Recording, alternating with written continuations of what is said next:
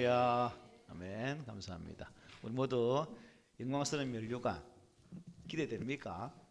네, 항상 소망하면서 사실 우리 모두가 됐으면 좋겠습니다. 계속해서 이제 죽은 예배, 하나님께서 받지 않으시는 예배에 대해서 우리가 말씀을 드리고 있는 중인데, 그 예배가 타락하면 결국 우리의 신앙도 타락하게 되어 있다는 것이 지난주의 말씀이었고, 또 하나님께서는 우리 입술의 말만 듣는 것이 아니라 어떤 말을 듣는다고 했습니까? 우리가 행동하는 말, 행동의 음성을 들으시고 우리를 판단하신다라고 말씀드렸습니다. 그래서 참 마음이 없는 입술뿐인 예배, 그동안 우리가 살폈죠. 신앙의 본질이 없는 예배, 그리고 또 한 가지가 뭐였죠? 지난주에 삶이 없는 예배에 대해서 살폈습니다.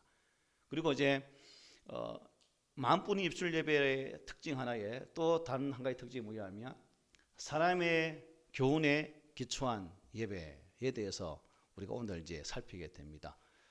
결국 하나님께서 우리에게 말씀을 주셔서 또 이 말씀을 통해 우리가 깨닫도록 하시는 이유는 우리 안에 참된 예배에 대한 소망, 하나님에 대하여서 올바른 예배를 드리시기를 원하는 그 마음이 또 말씀 속에 있기 때문에 우리 모두가 또 이 말씀을 통해서 내 삶을 돌아보고 내 삶 속에서는 하나님께서 기뻐하지 아니하시는 어떠한 하나님의 어떠한 싫어하시는 요소가 없는지 살피고 그것을 또 하나하나 빼내는 그런 작업들이 우리 가운데 있으면 좋겠습니다. 우리의 신앙은 여러분 무엇에 기초한 신앙일까요? 우리의 예배는 무엇에 기초한 예배일까요? 하나님의 말씀입니다. 성경이 기초가 되어진 신앙, 성경 말씀이 기초가 되어진 예배가 바른 예배라는 것이죠. 그러니까 우리 사람의 방법으로 고안되어진 어떠한 특색 있는 예배가 하나님께서 받으시는 예배가 아니라 오직 말씀의 근거에서 그 말씀을 통해 하나님께 나아가는 예배가 참된 예배라는 것입니다. 그렇기 때문에 우리의 삶도 우리의 사역도 또 우리가 하는 모든 일들이 무엇의 기준에 따라 살아야 됩니까? 하나님의 말씀의 기준에 따라 살아가야 된다. 이것이 참된 성도의 삶의 모습이라는 것입니다. 그러나 우리가 하나님께 예배하면서 있어서 이 예배가 타락하면 결국 그 타락의 내용을 보면 말씀이 아닌 다른 것으로 나아가는 것을 보게 됩니다. 여기서 심각한 사실은 정작 당사자는 그 심각성을 전혀 모른다는 것이죠.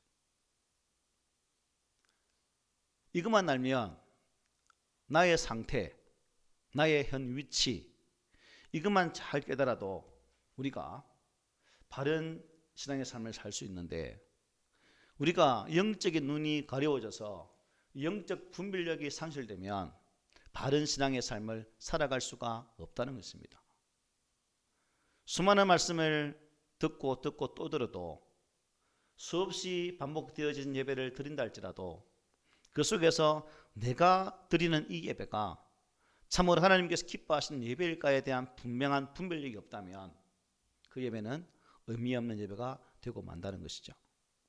계속해서 삶이 없는 예배에 대한 말씀을 전하면서도 이사야에 대한 말씀을 살핀 적이 있습니다. 그래서 이 시간도 이사야 1장 11절부터 15절 말씀에서 그 당시에 이스라엘 백성들이 하나님 앞에 드렸던 그러한 예배의 모습이 어땠는지 한번 살피면서 또 우리의 자신의 모습도 살피는 시간 되었으면 좋겠습니다. 여러분 잘 보십시오. 여호와께서 말씀하실 때 너희의 무수한 재물이 내게 무엇이 유익하뇨? 나는 순양의 번제와 살찐 짐승의 기름에 배불렀고 나는 수송아지나 어린 양이나 수염소의 피를 기뻐하지 아니하노라. 너희가 내 앞에 보러 오니 이것을 누가 너희에게 요구하였느냐? 내 마당만 밟을 뿐이니라. 헛된 재물을 다시 가져오지 말라. 분향은 내가 가증히 여기는 바요. 월삭과 안식일과 되회로 모이는 것도 그러하니 성회로 아울러 악을 행하는 것을 내가 견디지 못하겠노라. 내 마음이 너희의 월삭과 정한 절기를 싫어하나니 그것이 내게 무거운 짐이라. 내가 지기에 곤비하였느니라. 너희가 손을 펼 때에 내가 내 눈을 너희에게서 가리고 너희가 많이 기도할지라도 내가 듣지 아니하리니 이는 너희의 손에 피가 가득함이라 라고 말씀하고 있습니다. 이사야 선지자 당시에 이스라엘 백성들이 드렸던 그 예배, 즉 자기들은 철저하게 하나님의 말씀에, 즉 율법의 말씀에 기초해서 드려진다라고 생각을 했습니다. 또 그렇게 드렸습니다. 그들은 성경대로 안식일을 지켰고 월삭 예배를 드렸고 성경에서 말씀하는 모든 대회와 절기들을 다 지켰습니다. 그리고 그들은 제물을 드릴 때에도 성경에서 말씀하시는 그러한 짐승들을 잡아서 또 성경에서 말하는 가장 살찌고 흠이 없는 것으로 하나님께 드렸습니다. 그래서 그들은 당연히 자신들의 예배가 성경에 기초한 예배라고 생각을 했을 것이라는 겁니다. 그런데 문제는 그 예배를 받으시는 그 예배의 판단자가 누구라는 거예요. 사람이 아니라 하나님이 그 예배를 판단하시고 그 예배에 대하여 진단을 하고 있다는 겁니다. 그래서 오늘 본문 13절에는 이렇게 말씀하죠. 우리 함께 읽어볼까요? 시작. 주께서 이르시되 이 백성이 입으로는 나를 가까이하며 입술로는 나를 공경하나 그들의 마음은 내게서 멀리 떠났나니 그들이 나를 경외함은 사람의 계명으로 가르침을 받았을 뿐이라. 아멘.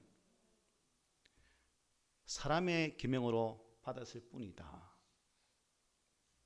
자, 그럼 여러분, 하나님은 왜 그들의 예배가 성경이 아니라 사람들의 전통에 기초한, 사람들의 가르침에 기초한 예배라고 말씀을 하고 있는 것일까요? 이게 문제죠. 신약에 등장하는 바리새인들, 서기관들도 이와 똑같은 예배를 드렸습니다. 그래서 오늘 본문의 이 말씀은 마태복음 15장 8절 9절에도 예수님께서 인용하면서 바리새인들에게 증거하는 모습을 보게 됩니다. 그들은, 이 바리새인들은 더욱더 그들의 예배가 성경에 기초한 예배라고 생각했을 것입니다. 그러나 하나님과 예수님은 그들의 예배가 이사야 시대의 예배처럼 성경이 아니라 사람의 교훈에 기초한 그러한 예배라고 말씀하셨다는 거예요. 우리의 예배는 철저하게 성경에 기초한 그러한 예배가 되어야 됩니다. 그런데 우리 예배의 진정으로 이 성경에 기초한 예배가 의해서 드려지고 있는가? 너무 중요한 부분이기 때문에 한번 살펴보자는 거죠. 성경에 기초한 예배. 결국 예배학이라는 말을 듣는다면 신학적인 부분까지 나가야 되죠. 신학은 무엇을 연구하는 학문입니까? 하나님을 연구하는 학문입니다. 그래서 신학에는 출처가 네 가지가 있습니다. 즉 신학의 가장 근거가 되어지는 네 가지가 있다는 거죠. 그게 뭘까요? 제가 말하는 것이 가장 기본적인 순서거든요. 성경, 말씀이죠. 그 다음에 전통, 가르침입니다. 그 다음에 합리적인 사고, 즉 이성, 그리고 체험, 즉 경험이죠. 성경과 전통과 이성과 체험, 이 네 가지가 신학을 구성하는 요소가 된다는 거예요. 그런데 문제는 이 모든 것이 순서가, 즉 우선순위가 틀어지면 그때 뭐가 발생하는 것일까요? 문제가 생긴다는 겁니다. 전통이나 이성이나 체험이 성경의 기본적인 요소보다 우선하면 그 예배는 거짓 예배, 하나님이 받지 않은 예배가 될 수 있다는 사실이죠. 그래서 우리가 오늘 이제 이러한 전통이나 합리적인 사고, 또 체험, 경험에 대해서 잠시 살피면서 사람에 기초한, 교훈에 기초한 예배가 아니라 하나님의 말씀에 기초한 그러한 예배의 방향을 살피었으면 좋겠다는 생각이 듭니다. 먼저 전통이죠. 전통이 중요합니다. 하나님을 발휘하는 데 있어서 전통이 중요하다는 거죠. 자, 학자들은 이 신학을 위한 이 네 가지 중에서 가장 기본 베이스로 전통을 들고 있습니다. 예로 여러분 성경에 보면 우리가 교리를 가르칠 때 삼위일체 교리를 많이 가르침 받습니다. 그죠? 성부, 성자, 성령은 한 분이시다. 그래서 성경에는 또한 한 분 하나님께서 우리라는 단어를 쓰셔서 결코 혼자가 아니라 복수로 사용하는 것을 볼 수 있죠. 그래서 우리는 이러한 내용을 통해서 하나님은 삼위일체 하나님이시구나라는 사실을 알게 됩니다. 그런데 성경 66권을 다 뒤져보십시오. 삼위일체라는 말 있습니까 없습니까? 한마디도 없습니다.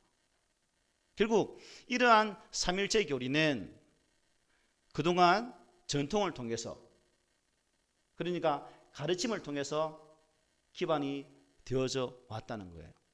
그리고 그 또한 성경에 기초한 가르침이 되어야 된다는 것입니다. 그리고 전통당이 뭐라 했죠?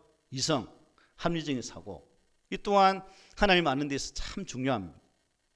하나님은 여러분 얼토당토 않는 그런 분일까요? 합리적인 분이에요. 우리 인간의 상식을, 우리 인간의 생각을 그냥 아무렇게나 흩어버리는 그러한 분이 아니라 우리도 이해할 만큼 그러한 것으로 역사하시는 분이 하나님이라는 겁니다. 뿐만 아니라 기독교 진리는 또 합리적인 진리죠. 그래서 기독교를 세상 일반 종교와 비교할 수는 없지만 우리 기독교는 세상의 모든 종교 중에서 가장 합리적인 종교라고 할 수 있습니다. 지금 많이 들고 있는 JMS, 여러분 우리가 볼 때는 왜 저렇게 넘어가지? 라고 생각하잖아요. 그런데 넘어가요. 그것은 바른 합리적인 사고가 결여되어 있기 때문에 이성이 마비되면 그렇게 될 수밖에 없다는 겁니다. 그리고 경험, 체험도 중요하죠.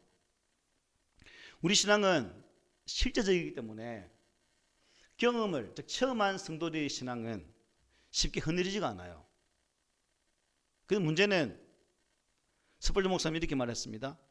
어떻게 말했냐면 한번 보십시오.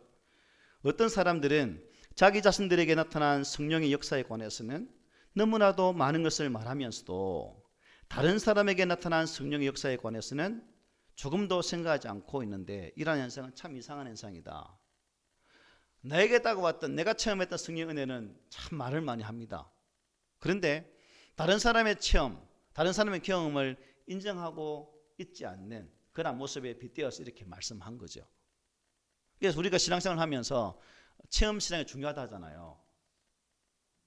중요한 거거든. 왜? 그 체험을 통해서 우리 성령님이 작업하신 은혜를 알 수 있기 때문에 그렇습니다. 그래서 이처럼 제가 방금 말씀드렸던 전통이나 합리적인 사고적 이성이나 경험, 체험 이 세 가지가 모두 신앙을 위한, 신학을 위한 출처임에도 불구하고 이것들이 성경보다 우선하면 그때 문제가 발생하게 된다는 것입니다. 쉽게 말하면 성경은, 신앙은, 말씀은 모든 판단의 마지막 권위가 있다는 거죠. 오늘날 법원에 말씀드리면 우리가 최종 법 집행은 어디서 합니까? 상고하고 마지막 법은 어디예요? 대법원이죠. 그리고 성경이 그 대법원과 같은 그러한 역할을 한다는 거예요. 그래서 웨스트민스터 1장 10항에 보면 이렇게 말합니다. 한번 보십시오. 신앙의 문제에 모든 논란을 결정하고 종교회의의 모든 결정과 옛 저자들의 의견과 인간의 교훈과 개인적인 영들을 시험할 때 최종 선고를 내리는 최고의 재판관은 오직 성경 안에서 말씀하시는 성령뿐이다라고 말씀하셨어요. 성령으로 기록되어진 하나님의 말씀 밖에 최고의 결정권자는 없다는 것입니다. 문제는 신학을 위한 이 다른 전통이나 일성이나 경험들이 성경 위로 올라갈 때 발생하게 된다는 거죠. 가톨릭에서 행해주고 있는 마리아에게 드리는 기도, 그 기도가 한 좋은 예라고 볼 수 있습니다. 제가 봤는 그 가톨릭 그 TV를 봤거든요. 그 보면 어떻게 하냐면 마리아여, 마리아께서 우리의 기도를 들으시고, 말을 또 이렇게 합니다. 마리아 우리의 기도를 들으시고 우리의 기도에 응답하여 주십시오. 이런 식으로 막 하더라고요. 또 곡을 붙인 것처럼 그렇게 해요. 그리고 성 베드로 사원에 가면 입구에 뭐가 있냐면 베드로 사도의 동상이 크게 있습니다. 그런데 저는 안 가봤지 모르겠지만 사람들 소식에 의하면 그 베드로 사도의 동상의 발끝이 맨날 빛이 반짝반짝 난답니다. 왠지 아십니까? 그 발을 만지고 기도하면 기도가 다 응답된다는 아주 이상한 소문이 있어가지고 가는 사람마다 방문자들마다 그 베드로 다리를 싹 쓰며 기도한다는 거예요. 그래서 베드로 다리가 빛이 반짝반짝 난다고 합니다. 여러분, 이러한 예배나 기도는 전혀 하나님의 말씀에 토대되어진 것일까요? 아니죠.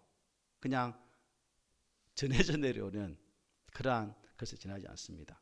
전혀 말씀에 기초한 예배가 아니라는 거예요. 그래서 사람의 교훈에 기초한 예배는 전통이나 당시의 팽배한 신앙관이나 일부 신학자들의 의견이나 합리적인 사고나 이 개인의 경험 등이 성경보다 더 큰 권위를 가지는 예배를 말합니다. 제가 신학 다닐 때, 조직신학을 배울 때 그 교수님은 당신이 기록한 조직신학 책 그대로 안 쓰면 전부 다 쌍권총을 찹니다. D 학점 받아도 통과만 되면 너무 좋아요. 통과만 돼도 1차에 통과되면 너무 행복해서 기뻐 날뛰입니다. 그냥. 그분이 기록한 책이 최고거든요. 성경적인 기록해도 성경 기록 해도 안 돼요. 책도로만 써야 A+. 저는 D+ 받았습니다. 1차에 통과했거든요. 이 영광. 이러한 모습들이 우리 삶의 행장에 참 많이 있다는 겁니다. 그래서 오늘날 이 사람의 교훈에 기초한 예배는 단순히 여러분 이 가톨릭만의 문제일까요? 아니에요.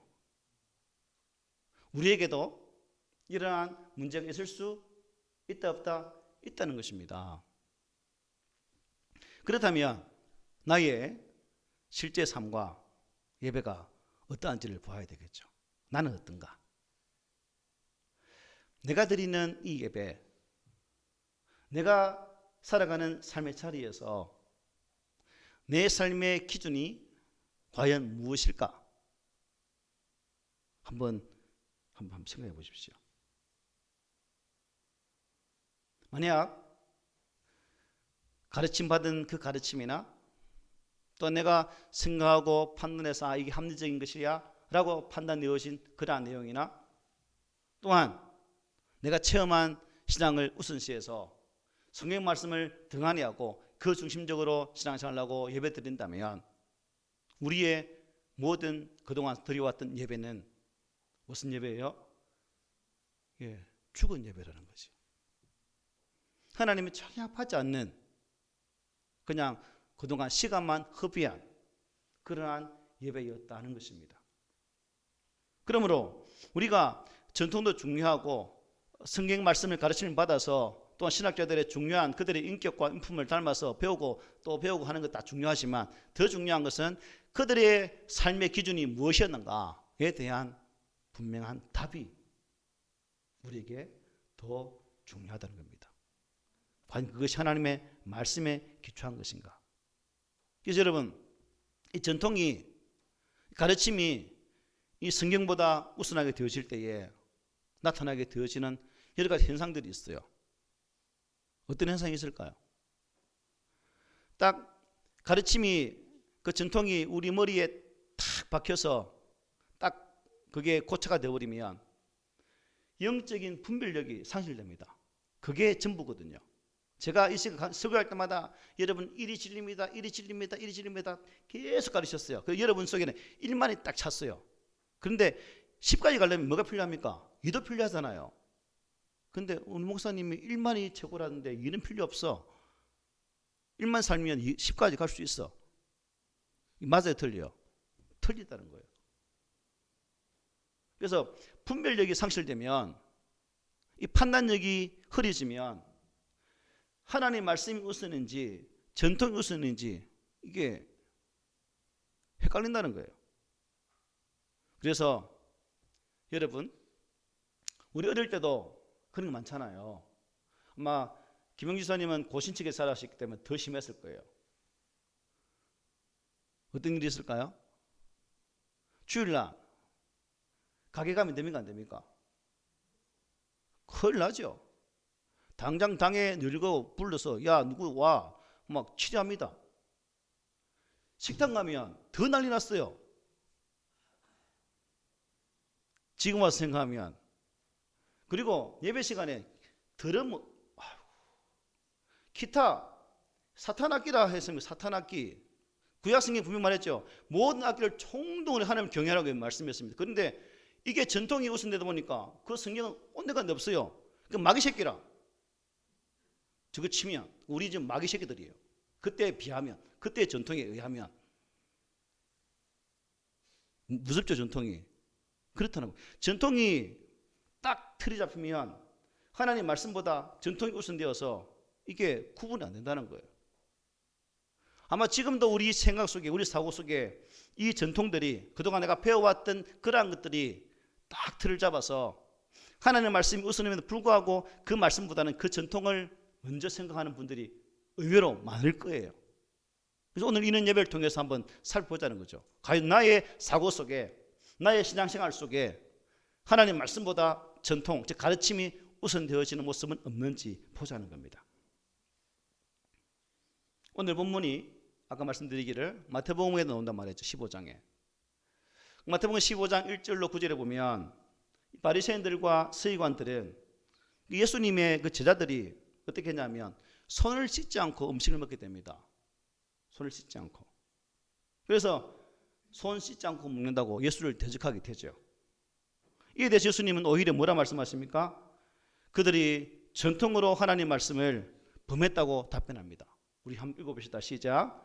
대답하여 이르시되 너희는 어찌하여 너희의 전통으로 하나님의 계명을 범하느냐. 야, 왜 택도 없는 소리 하냐 이 말씀이죠. 말씀이 우선이지.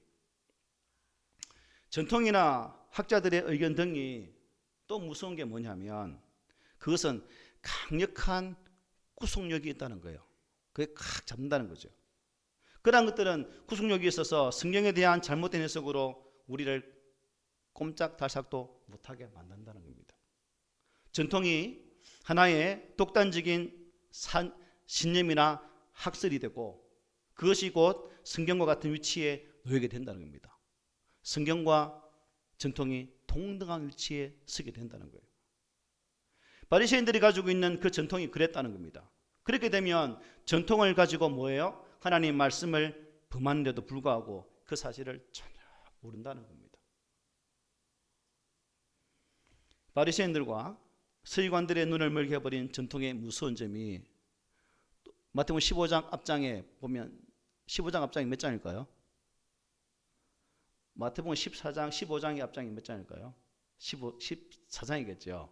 14장 끝에 보면 예수님이 길을 가시는데 사람들이 예수님의 옷자락만 만져도 나겠다는 그 마음에 예수를 옷자락을 만지게 됩니다. 그리고 그 당시에 실제로 그러한 기적들이 많이 일어나게 돼요.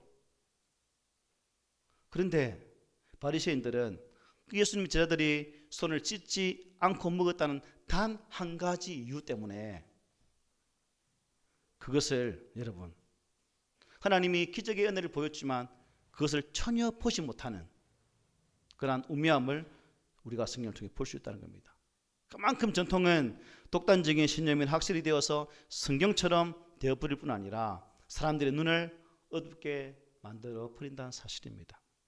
그리고 전통의 가장 심각한 게 뭐냐면 그게 뭘까요? 성령을 거스르게 된다는 겁니다. 성령이 누구예요? 하나님이죠. 하나님을 막아버린다는 겁니다. 그러니까 우리의 신앙은 오직 성령의 도움으로만 가능한데 예배만 하더라도 우리의 예배는 철저하게 성령에 의한 예배가 되어야 됩니다. 그런데 전통은 그 성령을 소멸하고 대적할 수도 있다는 거예요.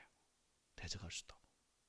특히 여러분 예수님이 복음서에 보시면 많은 기적들을 행하시게 됩니다. 그런데 여러분 성경을 자세히 읽어보면 예수님이 이러한 많은 기적들이 예수님 혼자의 독단적인 사역으로 진행되었을까요? 항상 말씀하시기 성령과 함께 했습니다. 성령 안에서. 성자 하나님은 제3위이신 성령 하나님과 함께 그 기적의 일들을 감당하는 그 모습을 우리는 볼 수 있다는 거예요. 그런데 유대인들은 전통에 집착한 나머지 그 성령을 대적하게 됩니다. 사도행전 7장에 보면 누구의 설교에 나옵니까? 스데반의 설교에 나옵니다. 스데반이 그의 설교를 마칠 즈음에 7장 51절 이렇게 고백합니다. 한번 읽어봅시다. 시작.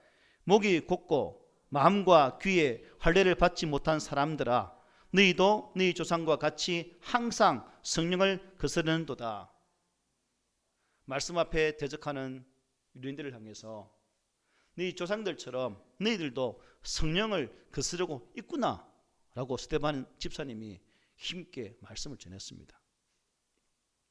전통이 좋을 수도 있죠. 그게 우리의 신앙을 더 공고하게 만들 수 있는 부분이 있기 때문에. 그런데 성령을 거스른다거나 또한 이 잘못되면 이 전통은 철저하게 율법주의로 빠지게 된다는 겁니다. 율법주의로. 오직 법. 그 노예를 섬기다 보면 일명 법통이라는 분들이 있습니다. 법통. 그래서 모든 진행을 법으로만 판단하거든요. 법이요. 그 법으로 잘못됐다. 아까라 자꾸 이러하거든요. 이 잘못되면 그렇다는 거죠. 즉 알맹이는 없고 겉모습만 보여지는 삶을 살게 된다는 겁니다. 마태복음 23장 25절부터 28절에 보면 예수님께서 그 당시에 이 바리새인들과 서기관들에 대해서 판단하는 말씀이 나왔어요. 자, 예수님이 이 바리새인들에게 서기관들에게 뭐라 말씀하시는지 한번 보십시오.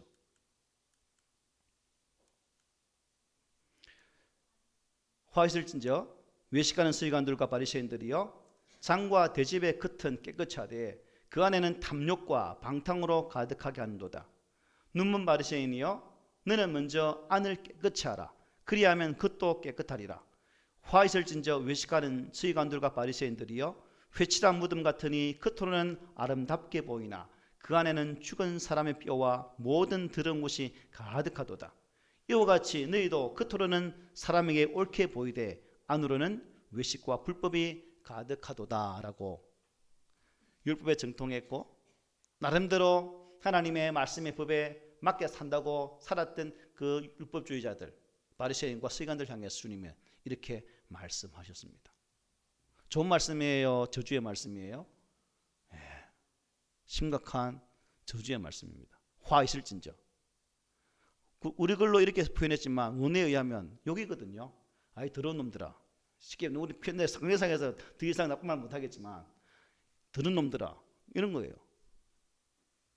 넌 뒤졌어 이런 말. 그런데 그들은 이 자신들의 영적인 상태가 여러분 그런 상태인 줄 알았을까요? 몰랐다는 거죠. 자신들은 율법에 철저히 근거해서 예배를 드렸기 때문에 삶을 살아왔기 때문에 우리처럼 율법에 착실한 충실한 사람이 어디 있어.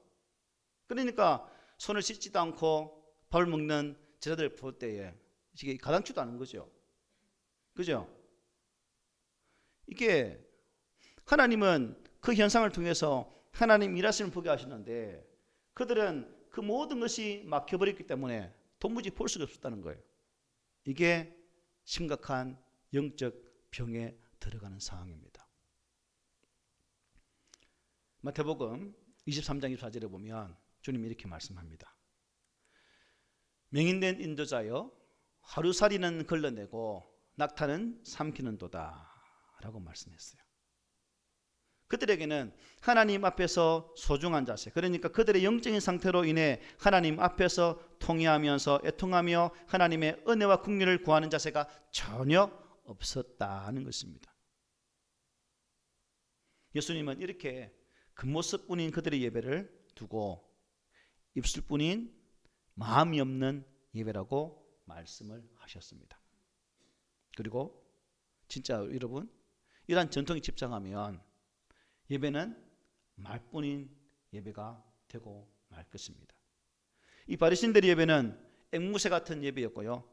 그들은 정말 기계적으로 착착착착 드려지는 그러한 예배자들이었습니다. 그들 동안 말은 올바르게 잘했습니다. 하지만 주님은 뭐라 말씀하셨습니까? 너희들은 말뿐인 그러한 것을 드린다. 마음은 내게서 멀도다라고 마태복음 15장 9절에서 말씀하시는 걸 볼 수 있는 거죠. 여러분, 올 한 해 코로나로 무너졌던 예배가 이제 서서히 탈코로나가 되면서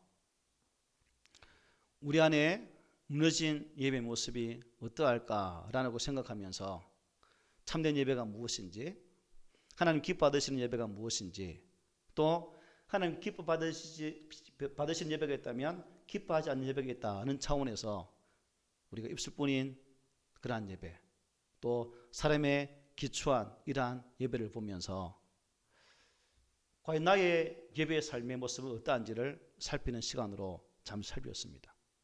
어떻습니까? 여러분, 나는 하나님 앞에서 바른 예배의 삶을 살고 있는가? 또한 정말 내 마음과 뜻을 다한 그 모습으로 성경 말씀이 내 삶의 기준이 되어지고 그 말씀을 통해서 내 삶을 살아가도록 하기 위해서 애를 쓰고 있는가? 우리가 들어왔고 배워왔던, 또한 내가 생각하고 판단하는 그 합리적인 사고들과 내가 체험했던 그것이 좋은 건 좋은 겁니다. 그러나 그러한 전통이나 이성이나 체험이 결국 하나님 말씀 앞에 서버린다면 그 전통이, 그 이성이, 그 체험이 무슨 의미가 있겠습니까? 하나님의 거룩한 말씀이 우리 교회의 기준이 되어지고, 하나님의 거룩한 말씀이 우리의 삶의 기준이 되어지고, 또한 그 말씀으로 우리 예배가 회복되어진다면 그 예배가 진실로 하나님께 드려지는 산제사가 될 수 있다는 것입니다. 시간 때우시 그냥 의미 없이 그냥 모였다 흩어지는 그러한 시간 아니라 한 번의 예배를 드릴지라도 내 의지를 다 들여서 내 마음과 뜻과 정성을 다해서 살아계신 하나님 그분만을 경배할 수 있는, 사람의 눈은 의식하지 않고 오직 살아계신 지금 살아계신 그 하나님의 거룩한 눈을 의식하면서 살아가는 그 믿음이 오늘 이 시대에 절실히 필요하다 생각됩니다. 목회자로서 이제 올해 출발하면서 구역 모임이나 이제 모든 예배를 회복하자는 그런 의미로 이런 말씀을 드리면서 다시 한 번 더 나의 신앙의 모습을 살피고 하나님의 거룩한 말씀의 잣대로 잘 지어서 혹 나의 신앙의 모습이, 내 예배의 모습이, 내가 살아가는 그런 모든 것들이 이 잣대에서 벗어났다면 다시금 돌이켜서 유턴해서 하나님께서 원하시는 그 자리에서 그 모습으로 말씀으로 잘 세워지는 그런 우리 꿈 있는 교회, 그런 성도들이 되시기를 오늘 이 말씀으로 권면하면서 축복을 드립니다.